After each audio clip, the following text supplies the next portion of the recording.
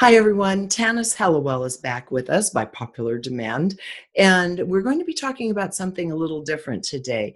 And it's something that almost sounds cliche, which is the age of Aquarius, but not in the classic sense. The reality is the last age that we were in, that we're now trying to emerge from, which has to do with patriarchal laws and control, wasn't supposed to be that way at all.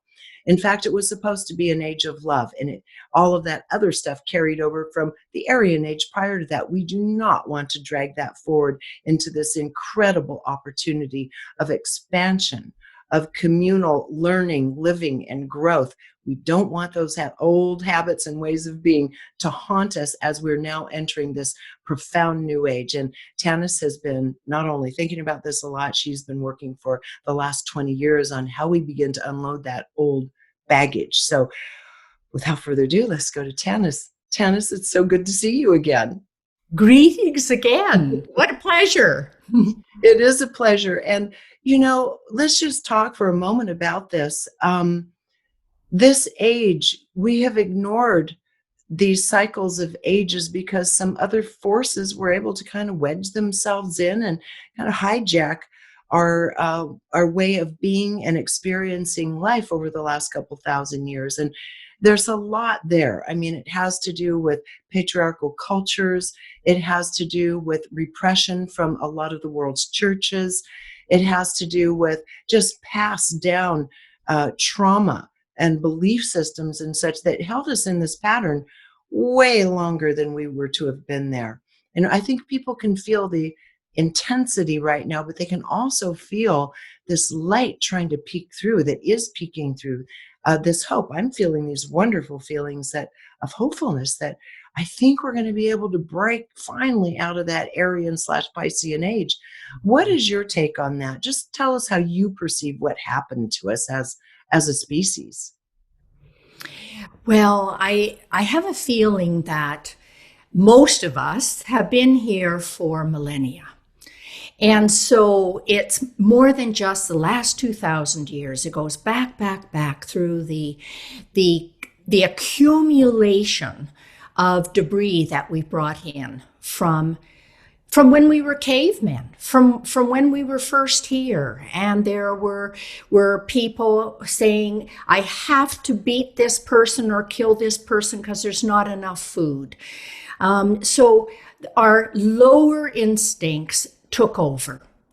And gradually, we've been instituting laws as we've been coming through this evolution that we see ourselves in. And in the Aryan age, which is the time of the Old Testament, if you like, we believed in a law for a law. And so it was an eye for an eye, a tooth for a tooth. And that is what people subscribe to. Now, our justice system is still based on that. So our justice system is actually 4,000 years old, still penalizing people. And only very recently did we take away criminal, deaths for criminals and hangings and electric chairs. And that is all left over from the Aryan age. And then, mind you, Tanis, just to interrupt for one moment, the United States allowed that to go through in the last month. We have executed people. We're still that barbaric. We were allowed under our governance to put a few more people to death before this reign is over. So no, it's not over yet. I mean, you would think it is, but it's actually not in the United States. Yeah, and it certainly isn't in many other countries. And then we moved into, or most of us moved into, the Piscean age. And in the Piscean age, it was based on Buddha, which is, he was 500 years before Christ, Jesus the Christ. So he always spoke about loving everybody like your mother. Hopefully we all love our mother. And then, of course, Jesus the Christ, and that was do unto others as you would have them do unto you.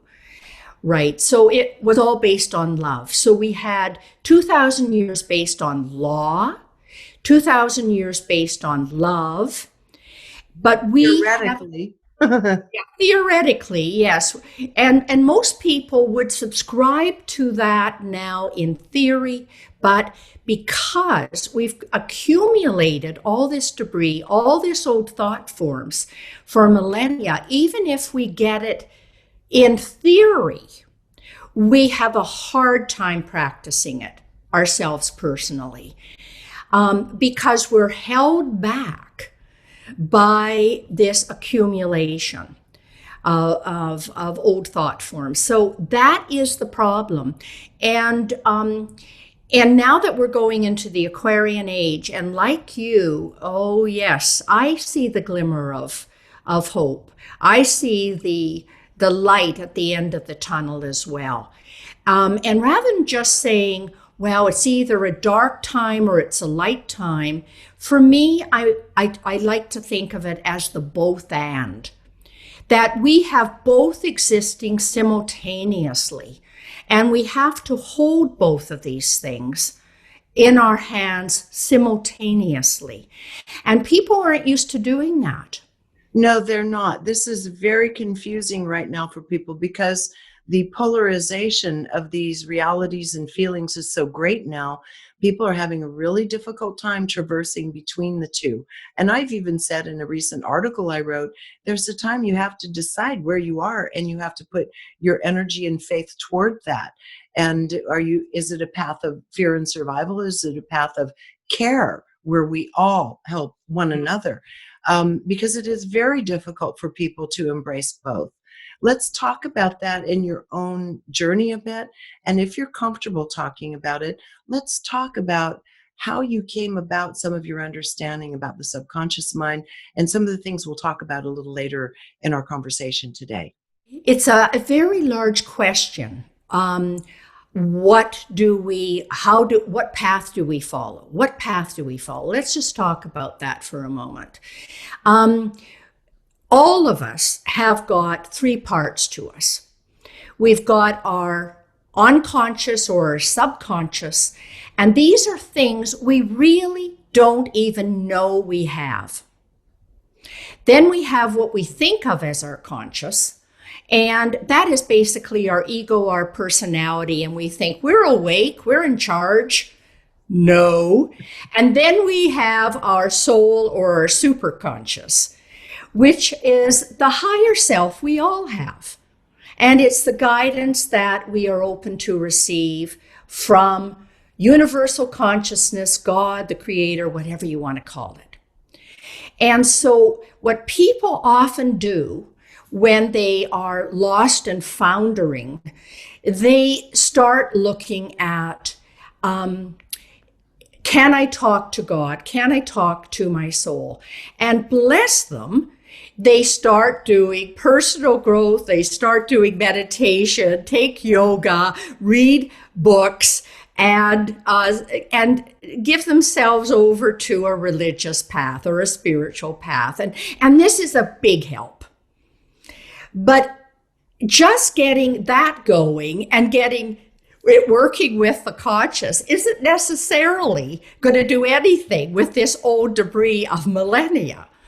So that is what I'm interested in. I am a psychotherapist by training, and I am interested in helping people unpack these things that they're not even aware of, the old beliefs, the old prejudices, their old value systems, their old fears. And boy, the unconscious is full of fears. And the biggest fear is the fear of death.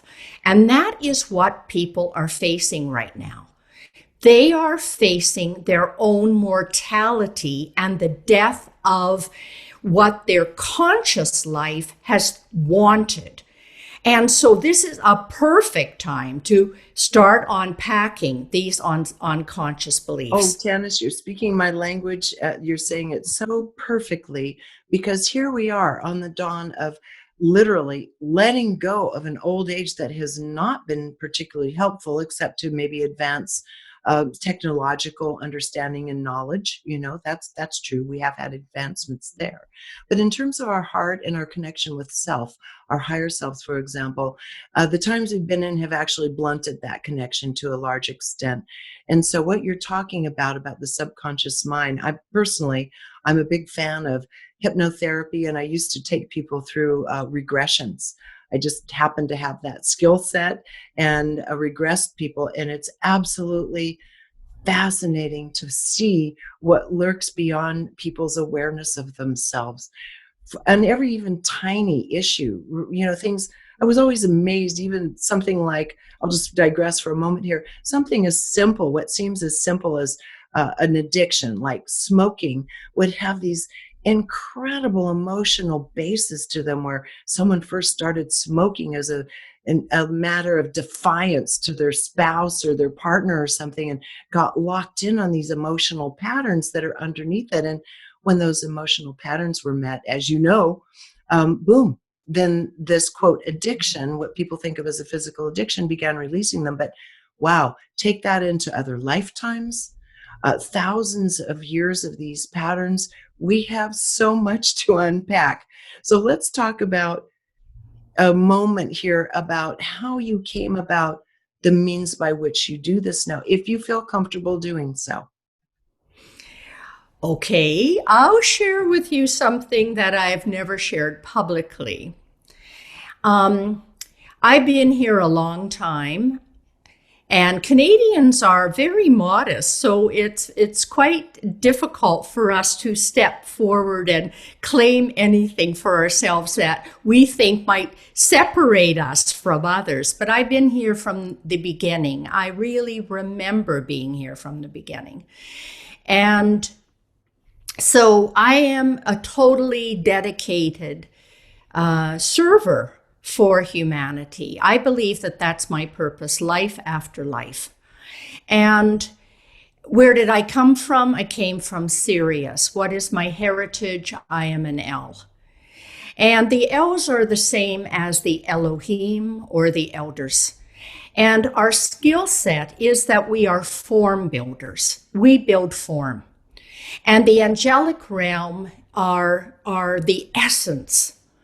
So L's or elementals, this is why elementals love me, because they see me as a friend, because they're form builders.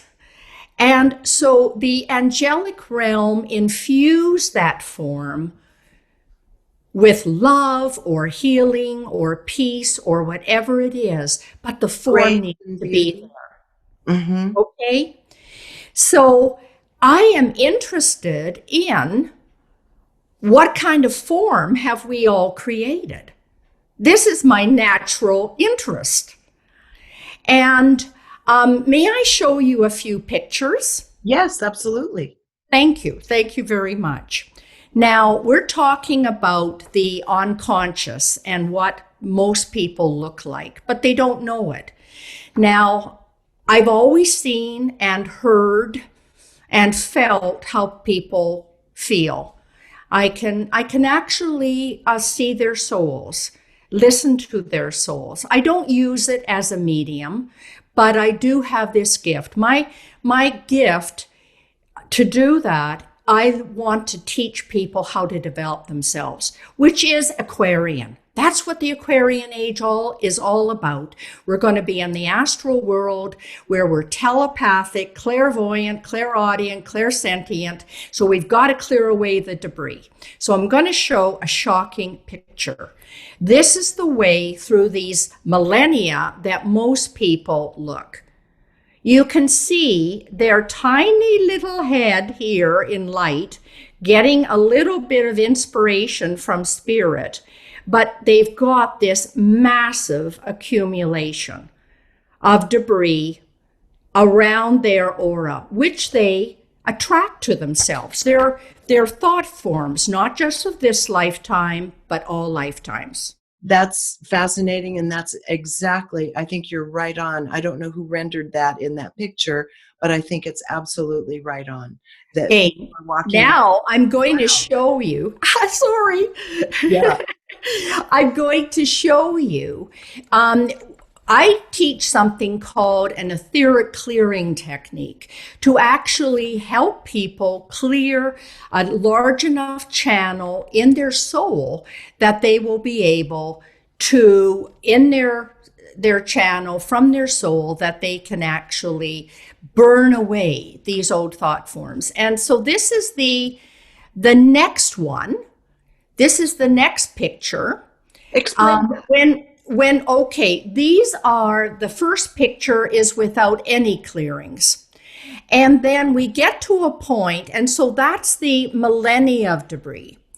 But then we get to a point where it's our own personal stuff. So it's not just the collective unconscious and the fears of the collective unconscious, what Jung talked about.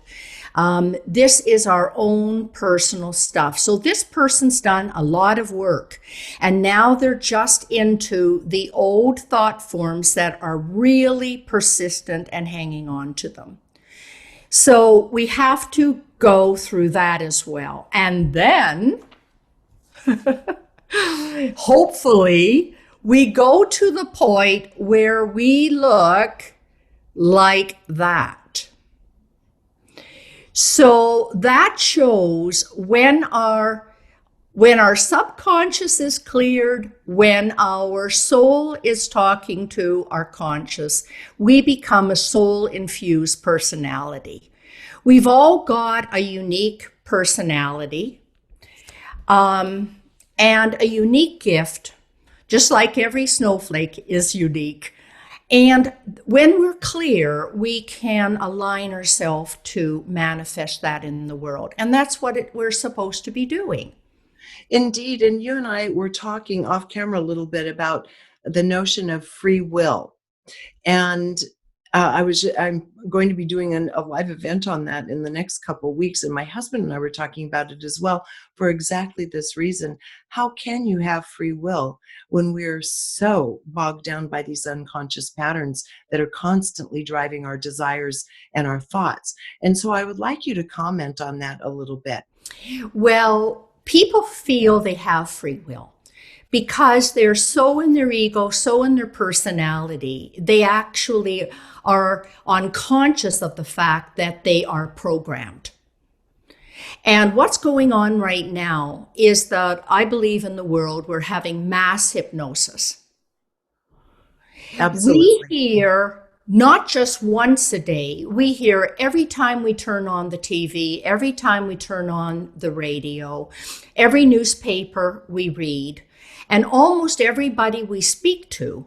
It's about how many people died today of COVID and how many people are now in the hospital and how all the doom and gloom and how terrible it is during this pandemic. So what happens is the thought form of death that we're all afraid of because the ego fights to live. It's all an ego fear. So that this thought form gloms onto this and it grows the thought form. So that people are living in fear right now. And either we live in fear or we live in love. And there's nothing being said about life outside of COVID. And so that is my concern, the hypnosis, even though people think they have free will to decide if they inoculate or not.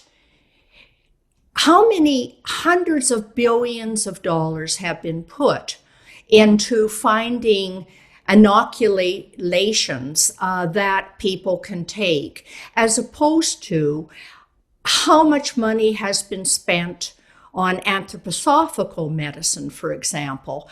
A friend of mine is a psychiatrist in Europe. I won't mention which country, and he is also a medical doctor and a neurologist, and he has been treating lots of people with COVID. And he says that he hasn't had one. He's not using inoculations. He's using anthroposophical medicine, homeopathic medicines, and He says he's not even had one person who had to be hospitalized. Absolutely. We are Yeah. so remiss as a species, but we know where it's coming from. There's a massive amount of profit to be made to get these vaccines out there, whether they're effective, whether they've been tested or not. We have there is a huge motivation for those who are able to move this into society for a profit, and Yeah. then essentially brainwash people through the news so that we are demanding it. I think it's going to be one of those very interesting periods of history to look back on once we see the effects of all this.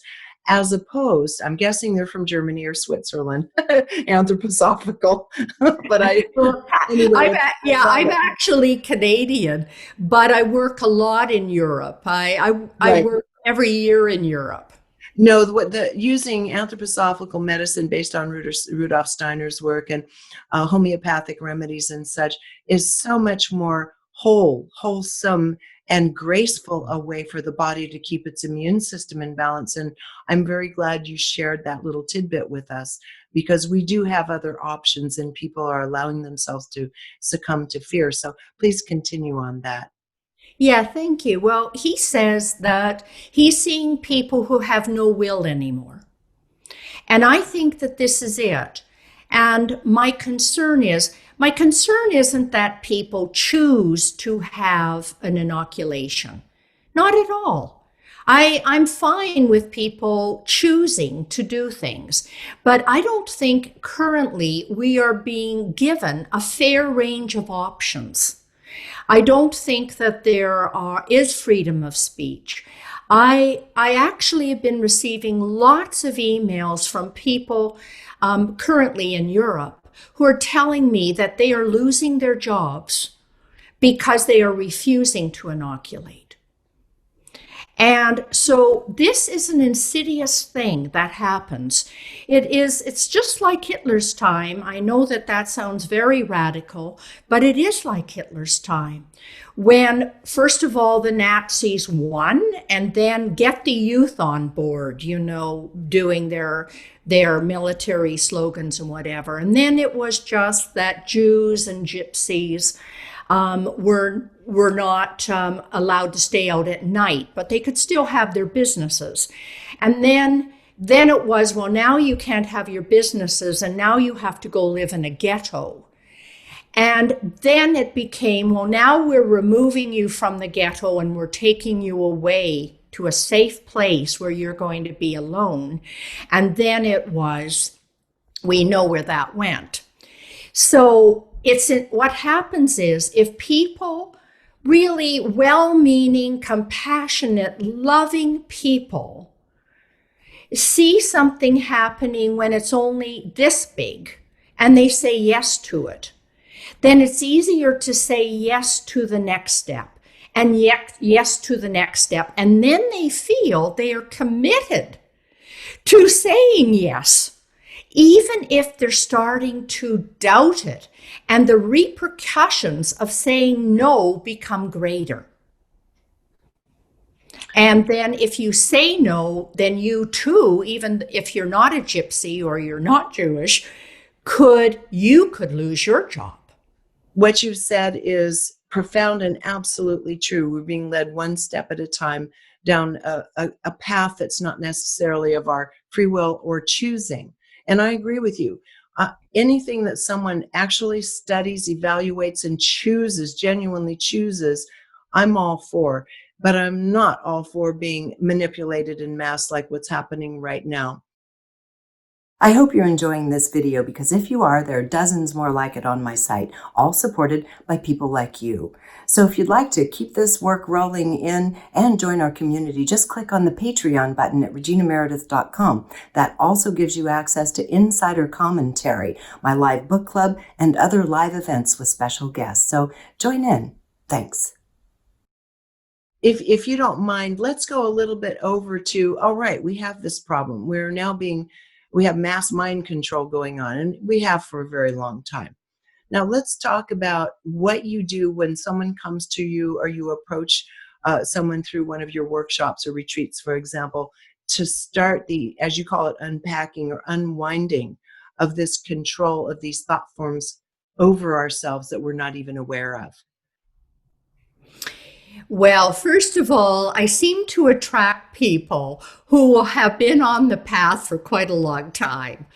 I don't know why, but that is who I attract So are naturally. you one of those when all else fails people? I am. I am. And I attract people with very strong egos and personalities, really independent cusses as well. And I love them and I love their uniqueness and I respect their uniqueness and I respect free will. So, like you, I am interested in just let's have a free exchange of ideas and then everybody make up their own mind. What they want to do and what they want to believe. And so my work is actually to help people eliminate thought forms. As a psychotherapist, that is what I've done, and I'm sure that I'm probably a little radical, maybe a lot A radical. little. Yeah, I don't hurt people physically, but but people often the ego will fight, fight, fight, fight. It's a struggle to the death for the ego to lose control. And so I am there representing and fighting for their soul, that their soul will gain strength. And to do that, the ego has to lose control. So it's showing them even the hypocrisy in their own lives. Some people go on and on about, oh, we have to, respect social distance and we have to mask and we can't kiss or hug unless, of course, it's not convenient for them. And then there they are, hugging and kissing over Christmas or people they really love and care about, and eating in public places or getting on planes. And so I point out there's a discrepancy between what you're saying and what you're doing. So is it possible that on some level you don't believe this? I love it because I don't think we really understand the nature of ego. It's used and bandied about in different traditions in different ways. But in the way in which you're using it, it's a collective of all the things we become attached to by way of our belief systems. And all of what you call that baggage, that baggage we've adhered ourselves to. And so since we haven't reconciled it and we don't even know that it exists, it must be pretty interesting from a psychotherapy point of view. And also what you're doing now is almost shamanic in nature, just in my own parlance, in terms of Mm-hmm. helping people loose themselves from this baggage that they don't even know. And this might be a good time, if you can, to just kind of give an example of someone who comes in kind of typically with all these walking contradictions and this cloud around them that we saw earlier. Well, first of all, normally the people I see, their cloud isn't quite so thick. I have to say that it's only maybe halfway as thick as what we saw initially. So their soul is talking to them. What I believe we are, Regina, is a magnet. And I think that I magnetize people to me that I can benefit. And I'm magnetized to people like you as well. So what I'm seeing is that a lot of us right now have been these independent cusses and we've gone our own way and we think we have worked on ourselves a lot. And we're wondering, why are we still fearful? Why do we still have these old emotions that we're not pleased about? feeling jealousy or lust or greed or whatever it is. And so we're not pleased with it. So we want to really get to the root of it. And these old thought forms are like weeds regrowing in our garden. So people could be praying, they could be doing affirmations, and they've done a heck of a lot of work. And I think, yes, salute them, salute them. However, it keeps on coming back to the weeds unless you get at those subconscious weeds. And so people now are starting to form more communities. And we're attracting like-minded people that are individual, have been following their own path. And in these communities, each of us has a gift, each of us has a skill, and we have to respect other people and know that none of us have the total answer. None of us know the total truth. But when we get together with communities, and our International Institute for Transformation, we have a community, and we talk about this in our course, in our online courses, we have a community. But it's not just to say, and our community is different. No. What it is just like each person is unique, each community is unique. And now what's happening, it's like every person strikes their own note when they're pure, and every community strikes their own note. But I am interested in the grid around the earth right now, and how all these different communities, Christians and Buddhists and Jews and Hindus and New Age groups and anthroposophists and First Nations and elemental groups, all have their own community working for the light. And they are becoming stronger and stronger. And we're now able to even be members of different communities. If we cannot hold our own note, and the only way we can do it is if we clear away our unconscious.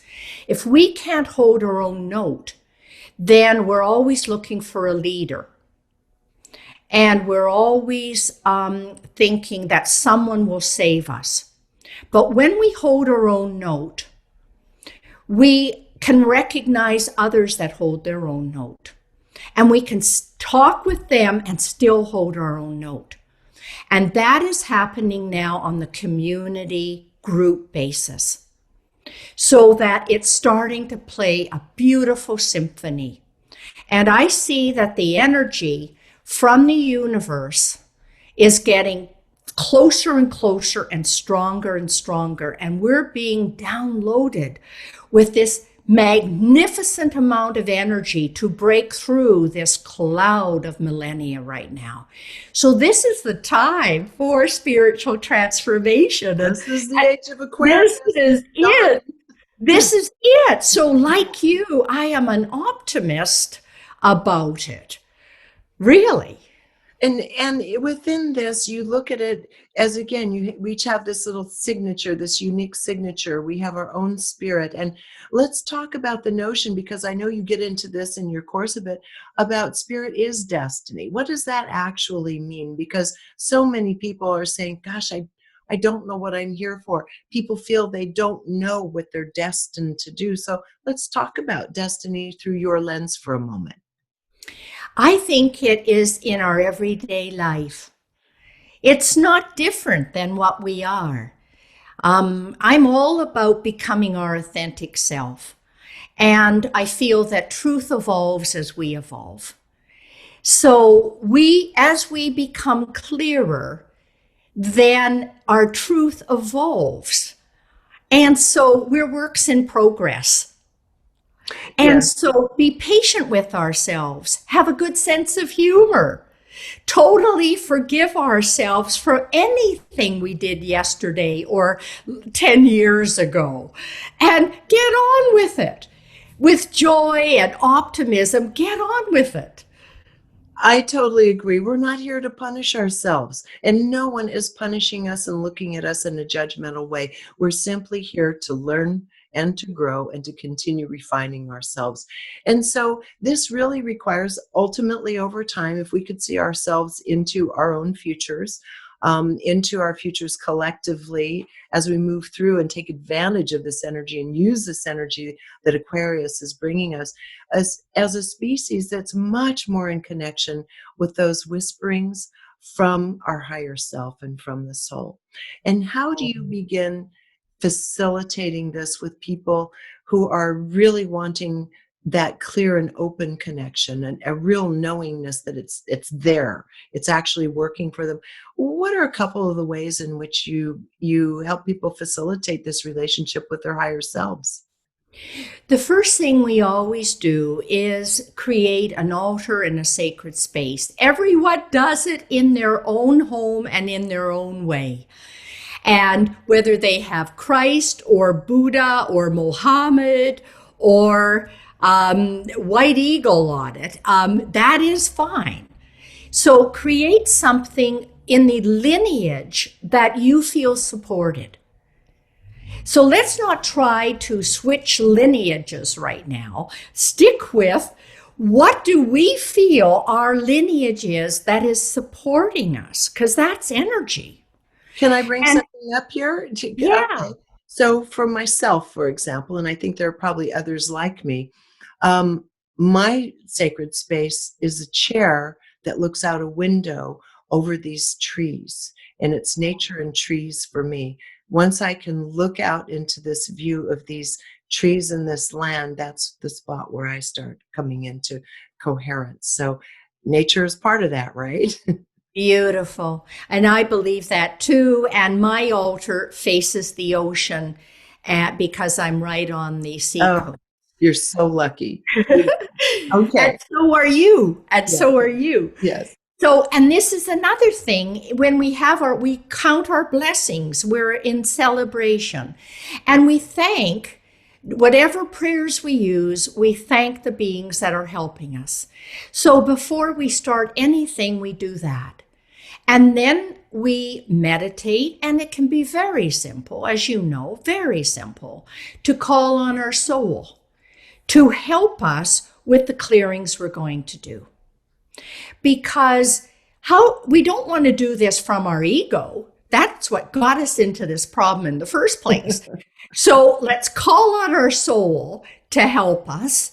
And then when we've got that sacred space, we've got all the beings helping us, we've got our soul helping us, then we have the energy to start clearing away. And what we're doing is we actually clear at the cellular level. So it is clearing away rather than, I don't like the word reprogramming, really, because it isn't taking one program and putting in another.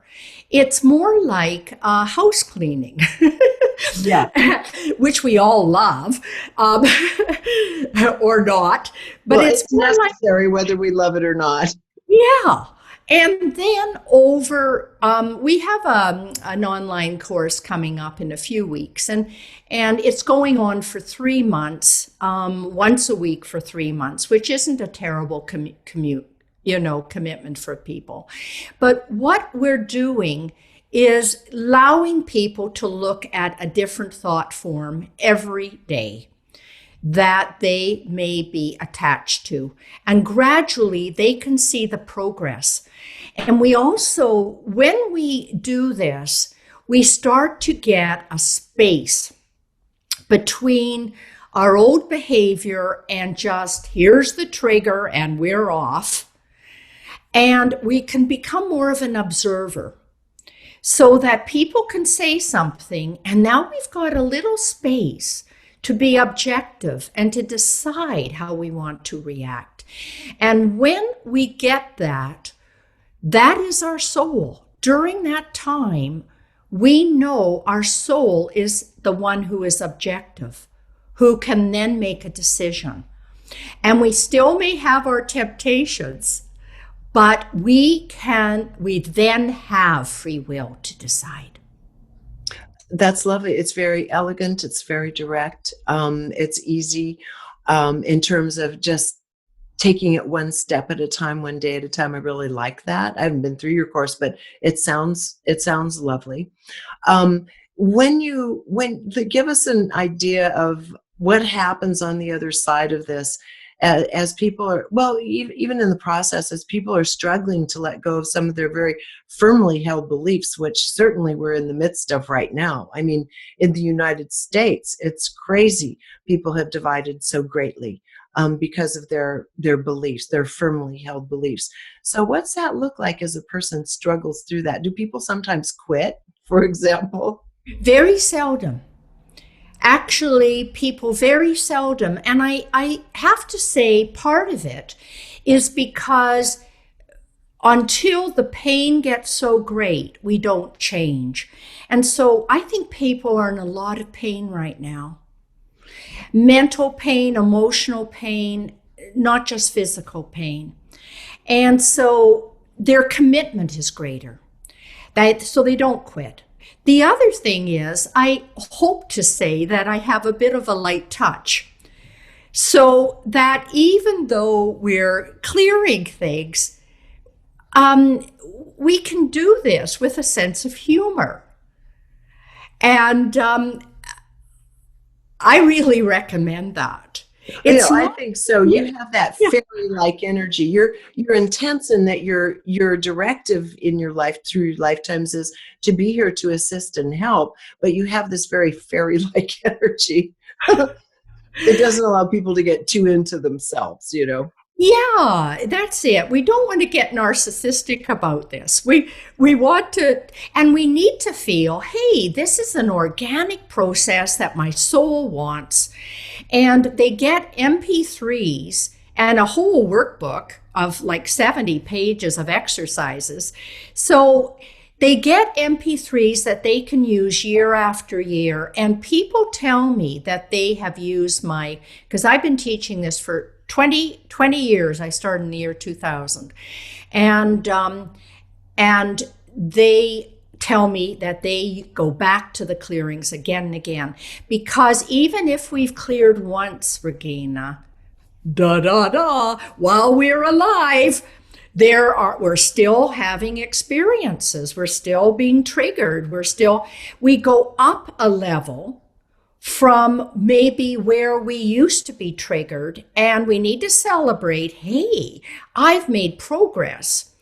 But that doesn't mean that it is all gone. And the triggers become more and more subtle. And so, yes, we need to still work on those thought forms that are still being triggered, because we're working with the collective. While those thought forms are still in the collective unconscious of humanity, we're going to still be influenced by them. Indeed, and this is a time where we're really trying to raise ourselves together. This is, like you said earlier, it's becoming necessary because we are becoming more communal by nature rather than those rugged individuals we've been for thousands of years. We are coming more into more collaboration, human collaboration in growing this new world together. So the more each one of us can become clear, the more beautiful that extension is into our soul groups and our societies at large. I mean, I think it's beautiful. And I wanted to also, before we wrap up, I wanted to talk about another interview we're going to be doing later. We did this one now because right now people are contemplating deeply. People are in a lot of pain. People are needing to help themselves. So I thought this would be a good time to talk to you about this. But another book you wrote that's really fun and fascinating is about our hybrid nature. Just tease us a little bit about, I've read that book. It's a lot of fun looking through and saying, oh, I think I'm a little of this and a little of that. And you see the kind of overarching way in which people from these hybrid groups function in the world. So tell us a little bit about that book. Well, people feel, we're all human. We may be black or red or yellow or white, but we're all human. And so we're all the same. No, not according to the hybrid book. So I talk about 22 different possible kinds of hybrids that are evolving on our planet. And some of them are star beings that have come here. So that would be the angels. So, and sometimes people think they are angels. That would be the elves, what I talked about earlier. That would be Arcturians. So these are star beings. Now, star beings can put down into more than one evolution when they come here. So star beings may feel, ooh, I'm not quite sure. I'm a little bit of this and a little bit of that, because a star being could have put down into a dolphin. And so they feel this connection with dolphin evolution, which is another evolving conscious being. They could have put down even into an elemental and to go and help elementals evolve. And be maybe a pan hybrid. So it depends what theirs are. There's dragons. There's many different kinds. It is. It's fun because I think all of us are a little self-centered enough that we like to look and see what's your type. Everyone's always intrigued with what's your type of books and surveys and so forth. But this is a really unique what's your type. And it does have implications for how we learn, how we grow, how we contribute on planet Earth, and it's a lot of fun. And you only got into the one type, the star beings, and there are many more, and we won't give it all away because I want to do an interview with you on that. So save your energy for when we actually do that. But it gives people, what you just said gives people a little bit of a feeling for it. So that will be next time we meet, we'll do that particular interview.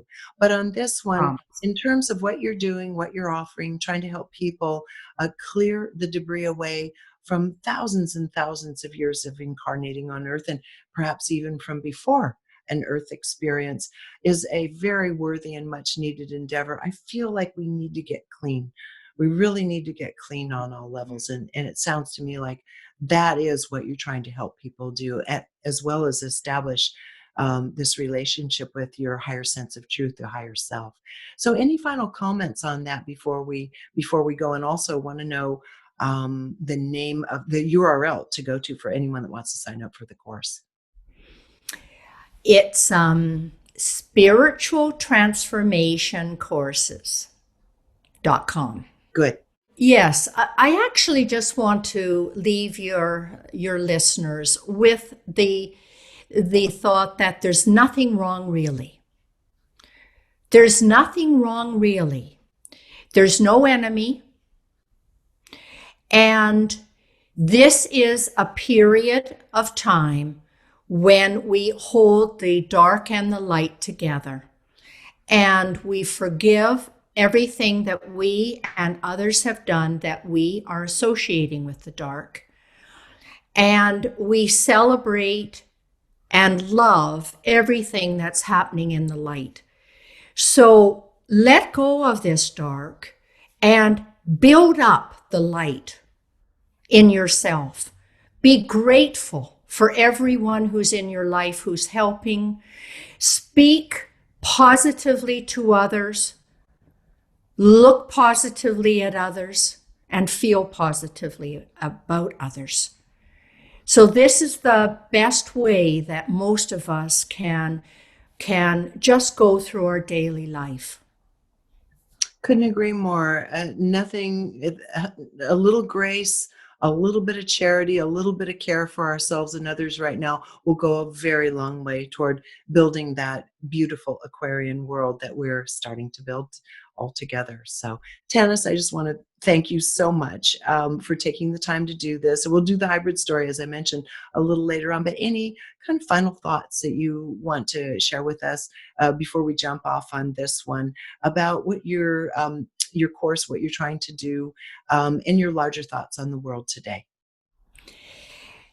My larger thoughts, I'd like to start with that. It's that we, all of us, have every minute to change. And not to feel, oh, if I change my opinion, people are going to look down on me. They're going to frown on me.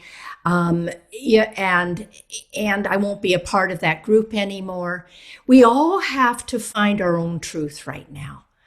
And just do it with compassion for yourself, compassion for others, forgiveness for yourself, forgiveness for others, and to realize there is no enemy anymore.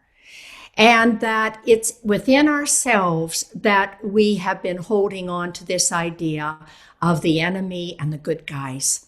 Old story, old story. Let it go. We're all good guys.